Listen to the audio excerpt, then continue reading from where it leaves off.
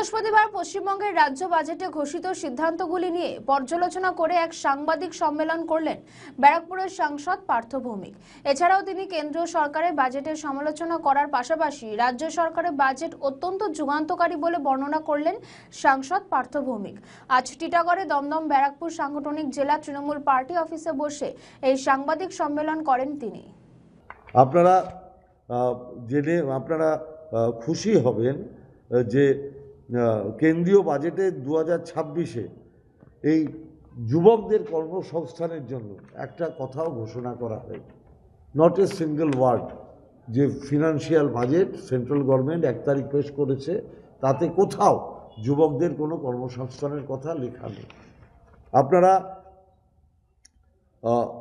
সবচেয়ে যেটা জেনে বাংলার মা বোনেরা সবচেয়ে বেশি আনন্দ পাবেন, 2,42,00,000 মা বোনেরা তারা ফেব্রুয়ারি মাস থেকে 1,500 টাকা এবং পিছিয়ে পড়া যারা তারা 1,700 করে টাকা পাবেন।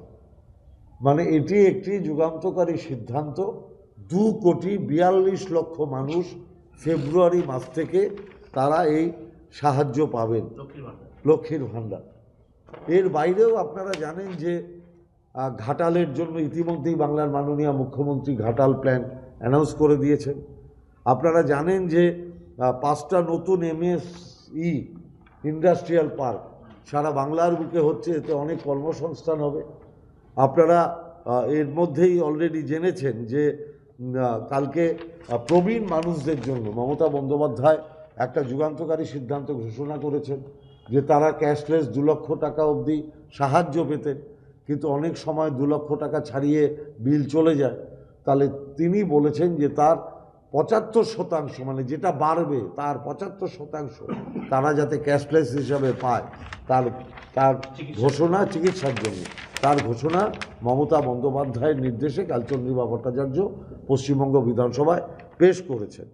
এবং আপনারা জানেন যে 5.95 মিলিয়ন টন কোল্ড স্টোরেজ, এটা পশ্চিমবঙ্গ ভারতবর্ষের মধ্যে প্রথম, মানে সব রাজ্যের মধ্যে ফার্স্ট। মানে এতে কি হবে, আমরা সংরক্ষণ করতে পারবো। আমাদের সংরক্ষণ করার ফলে আমাদের যেরকম পশ্চিমবঙ্গ মানুষেরও সুবিধা হবে, ঠিক তেমনি অন্যান্য রাজ্যে কিংবা অন্যান্য রাষ্ট্রে যদি রপ্তানি করা যায়, তার জন্য এই কোল্ড স্টোরেজগুলো আমাদের প্রভূত উন্নয়নের কাজে ব্যবহৃত হবে পশ্চিমবঙ্গ সরকারের ক্ষেত্রে। এবং 50টি নতুন কোল্ড স্টোরেজ সারা বাংলার বুকে হচ্ছে। এইটা মূলত আমাদের বলার। আরেকটা হচ্ছে, আপনারা জানেন যে গিগ ইকোনমি, তার একটা গুরুত্বপূর্ণ ভূমিকা এখন সমস্ত জায়গাতেই আছে। আজকের এই প্ল্যাটফর্ম অর্থনীতির যুগে গিগ ওয়ার্কাররা সর্বত্র কিন্তু সামাজিক সুরক্ষা থেকে শোষিত হন। বাংলা প্রথম রাজ্য যে তাদের জন্য পূর্ণাঙ্গ স্বাস্থ্য সুরক্ষার আওতায় তাদের নিয়ে আসা হচ্ছে। এটাও কিন্তু একটা মমতা ব্যানার্জির যুগান্তকারী সিদ্ধান্ত। এটাই মোটামুটি আমার বলা। এবং মালদা মুর্শিদাবাদের জন্য একটা মাস্টার প্ল্যান তৈরি করছেন মমতা বন্দ্যোপাধ্যায়। এটা ইতিমধ্যেই তিনি গতকাল চন্দ্রিমা ভট্টাচার্য তিনি ঘোষণা করেছেন। মূলত আমাদের এটাই বলা, যখন কেন্দ্রীয় সরকারের ফিনান্সিয়াল বাজেটে বাংলার মানুষ হতাশাগ্রস্ত হয়েছেন, বাংলার মানুষ হতাশ হয়েছেন, যখন বাংলার মানুষ দেখেছেন যে সেই ট্র্যাডিশন সমানে চলছে, এই আপ্তবাক্যকে মান্যতা দিয়ে কেন্দ্রীয় সরকার আবার বাংলাকে বঞ্চনা করলেন, ঠিক সেই সময় দাঁড়িয়ে মমতা ব্যানার্জির নির্দেশে এবং অভিভাবকত্বে চন্দ্রিমা ভট্টাচার্য কাল যে বাজেট পেশ করেছেন, সেটা একটি ঐতিহাসিক, বাংলার মানুষের জন্য আশাপ্রদ।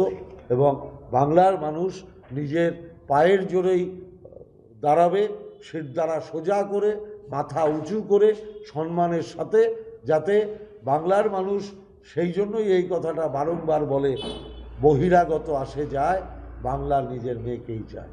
যতই করুক হামলা, আবার জিতবে বাংলা। ডেলিভারি বয়দের জন্য মমতা বন্দ্যোপাধ্যায় কিছু প্রকল্প এনেছেন। হয়তো গিগ ওয়ার্কার বললাম তো। আমাদের ভিডিও ভালো লাগলে লাইক ও শেয়ার করুন, কমেন্ট সেকশনে আপনাদের মতামত জানান। আরও ভিডিও পেতে আমাদের চ্যানেলটিকে সাবস্ক্রাইব করুন এবং প্রতি মুহূর্তে খবরের আপডেট পেতে প্রেস করুন বেল আইকন।